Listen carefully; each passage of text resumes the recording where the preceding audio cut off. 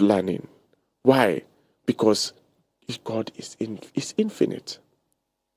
He's infinite. His creation, his work is infinite.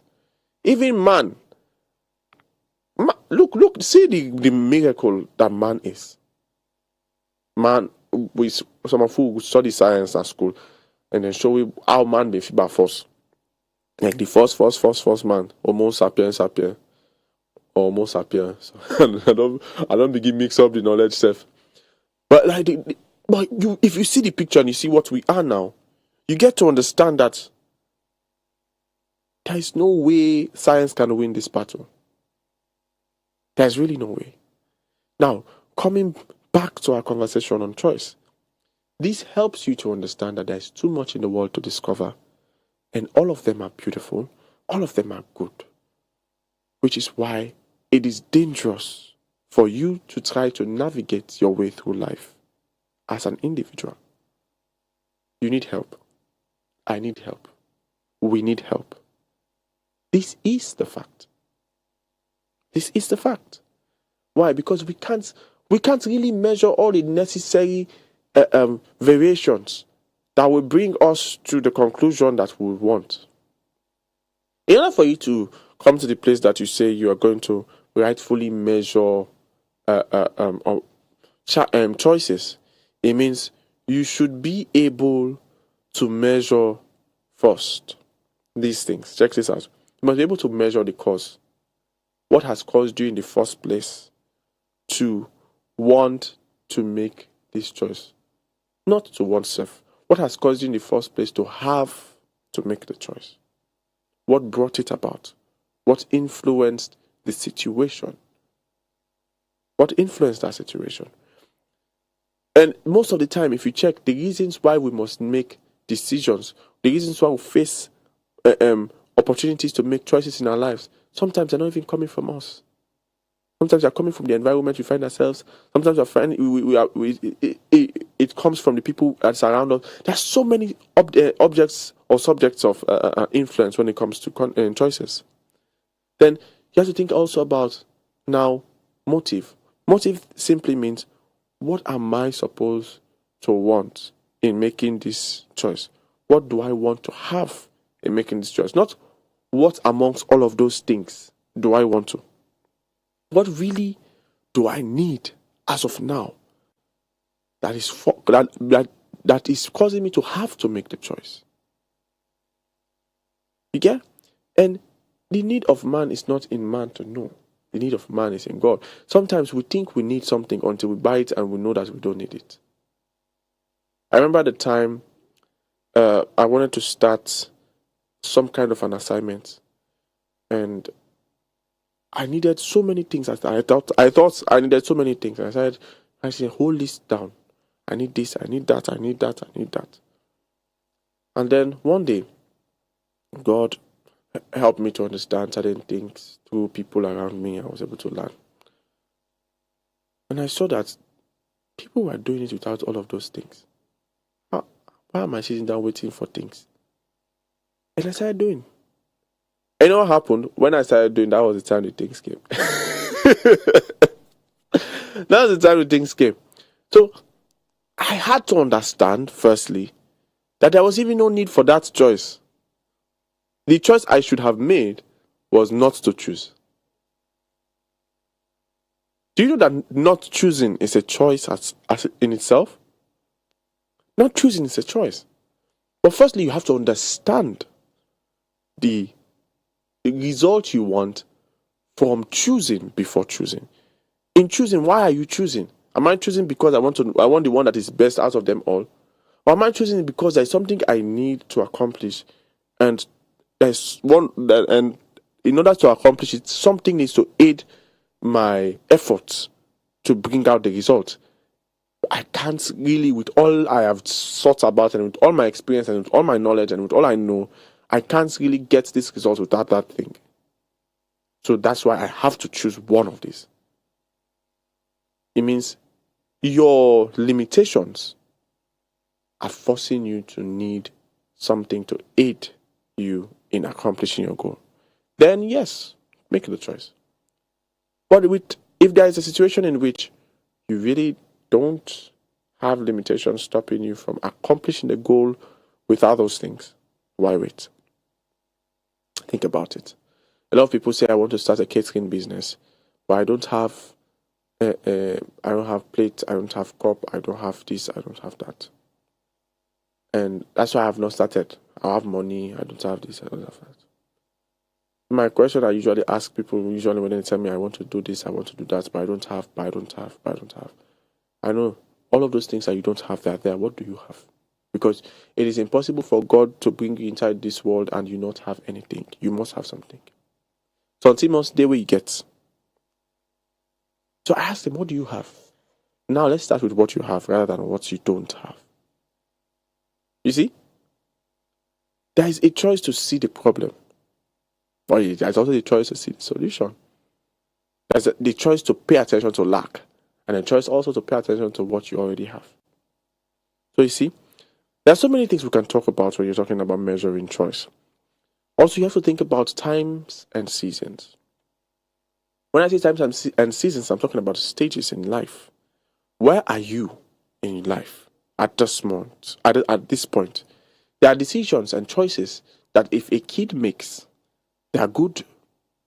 Why? Because of the stage that the kid is. But when a grown man makes those decisions, you look them like, are you okay?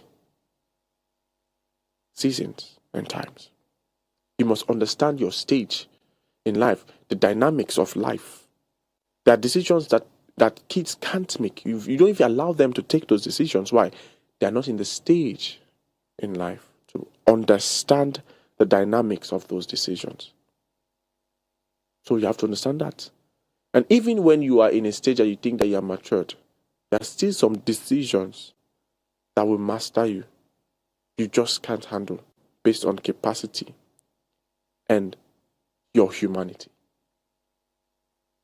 Whether you know it or not, whether you want to accept it or not, man on his own is limited. That is why, as I said in the beginning, we are created as vessels. We are not created to function alone. We are created to be filled. What fills us is what brings us, is what we call value. It's what we will bring out. So when you go, as I said, when you go out to buy rubber drink, you do not buy the rubber, you buy the drink in the rubber. So the only reason why the rubber is important is because of the drink inside. You get it? The drink, the rubber is a container, it's not the drink. That's why you can even throw it away. You can even step on it when you are done. You get? So like with all of this, it helps each and every one of us to come to that place where we accept the fundamentals of choice. We can't really say, by our human perspective, to look for make the right decision all the time. We can't. We don't have what it takes to measure it. We just don't. We just don't. Of course, another thing you have to properly measure, which is impossible to measure when you want to make a choice, is consequence. How far will this influence people? How much of an impact will it have? How much? Sometimes you will say, I rather do this is the minimum the effects I make. Are you sure? And the way was away from the beginning, it don't be effective for them. That's how we can say it's a lie. The way was, and the way now you bet it affect. Why? Because you have a contribution to make in this world. And if something is affecting you alone negatively, it simply means that thing is going to stop you from making your contribution. And everybody now will have to substitute for your unavailability. You know what? I'm going to crown everything up with this.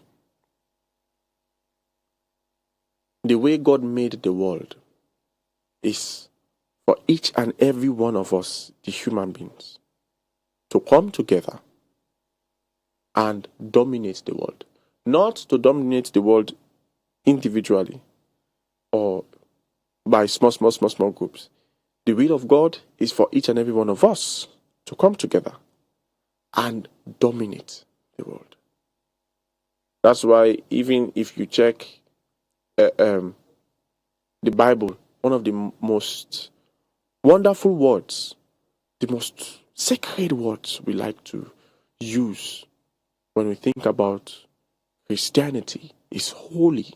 The word holy. What does holy mean? Holy means one. Holy means one. So when God looks at you and He wants you to be holy, He's saying, I want you to be integrated into just one person. To be integrated is to have everything be one. You're not somebody that has a personal life and a private life.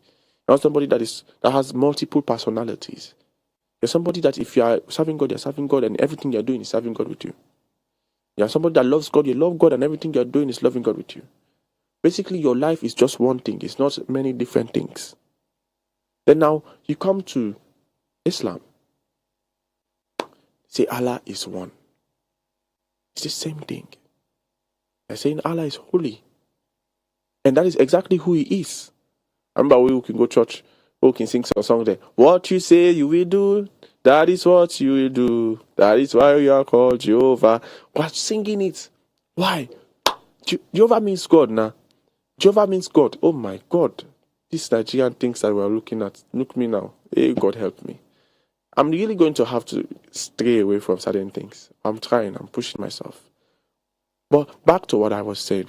You have to understand that this unity, this oneness that God wants from us as human beings, it is coming from who He is.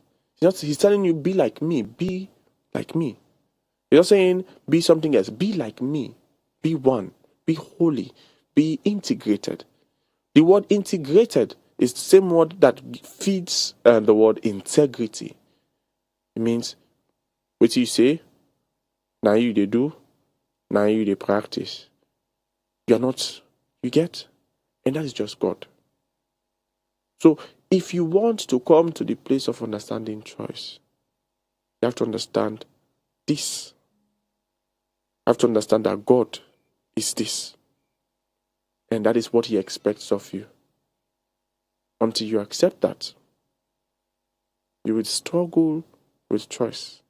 Because every time you want to make choice, you will try to make it yourself, which will cause you to want to procrastinate, which is not make the choice, which is a choice in itself, just in case you did not know, or cause you to make the wrong one, instead of gravitating towards God and making the right choice. Well, I believe that this is the best way I could have properly summarized this very, very long, very, very important conversation. I pray say somebody don't learn a lot. I pray say I feel and say on not call, but I pray say somebody don't learn a lot, and I pray say somebody go able for use this for properly navigating way to God rather than through life.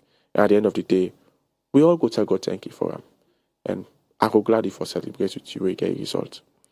Anyway, stay tuned to Radio Fry Fry. We're going to go for a wonderful musical experience. Ta-ta.